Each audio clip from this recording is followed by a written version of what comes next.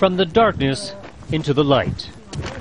Since the tsunami destroyed their village over a week ago, these boys have walked several kilometers a day, collecting whatever food and supplies they could find, and then carrying them back to the village. Not for themselves, but for the hundreds of other survivors. At this Buddhist temple turned evacuation shelter, people waited for days for outside help.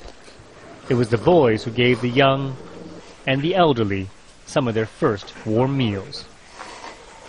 They are an enormous help. At difficult times like this, not everyone can do what they are doing. The idea of volunteering started with one boy, who was soon joined by another, and then another. Taro was once a village of 4,000. It's believed half of its residents died here. Everyone in the group lost people they knew. Before this, everyone had such distressed looks on their faces. But since we started, my family and others have smiles again. That's been rewarding. The boys were all in this school when the earthquake struck. Fortunately, their teachers had a sense that a tsunami was possible and ordered them to high ground. They made it just as the massive wave came in. Since then, they've worked tirelessly through thick mud and the very water that destroyed their town.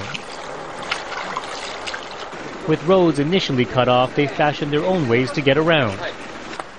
Now, as help from the outside has made it in, their burden is less, offering their first moments to reflect.